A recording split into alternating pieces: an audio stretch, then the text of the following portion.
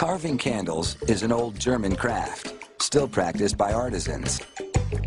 It involves layering different colored wax, then carving designs to expose those luminous colors.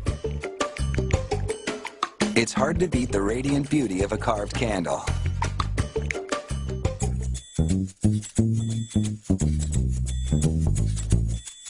Carved candles are known for their swirls and curls, a look so elaborate that lighting one is an occasion in itself.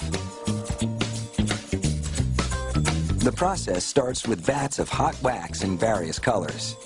The candle maker stirs them to circulate the specially formulated dyes. She dips a star-shaped wax core into clear wax and then yellow. The clear wax dilutes whatever color wax follows it. The layers are hardened in cool water. She repeats this process between 30 and 35 times, building up different colored layers on the candle core. As the dipping continues, the candle becomes warmer and softer, which will allow it to be carved. The quick water dips only cool the outer layers.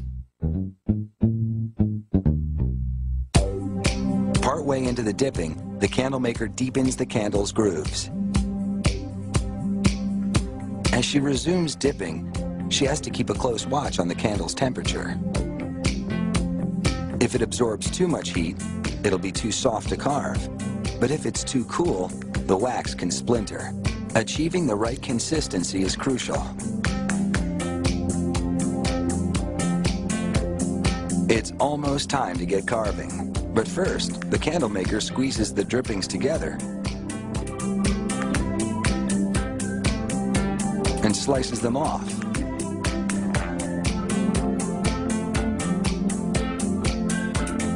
They're too attractive to waste, so she quickly shapes them into a mushroom candle.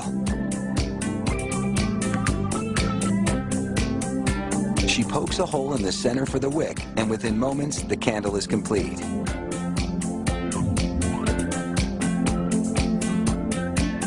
With the big candle at the perfect temperature, the clock is ticking. It has to be carved in just 15 minutes, or it will be too hard to work with. The candle maker slivers the bottom and curls the pieces back. She dunks the row of curls into water to harden them a bit so they don't sag.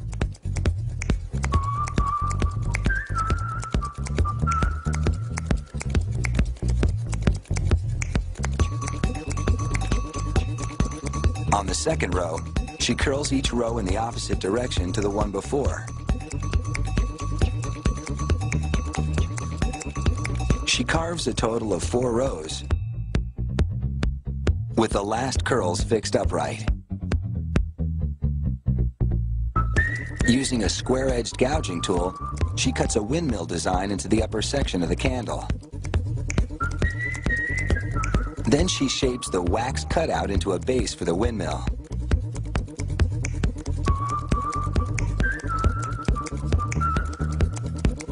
Tulips and other designs decorate the top of the candle.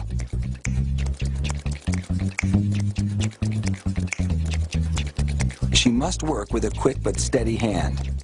It takes at least a year of training to learn to carve with such confidence. This one is a neat trick. She jiggles a straight-bladed knife to cut the fluted edge of a hummingbird wing.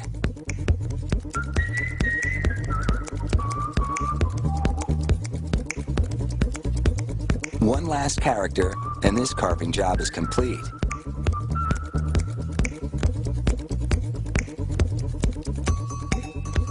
Now, she presses a cookie cutter-like device around the wick.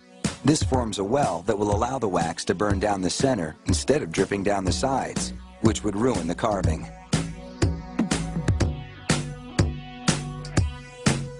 She spins the candle in a hot pan to melt the bottom so that it's level.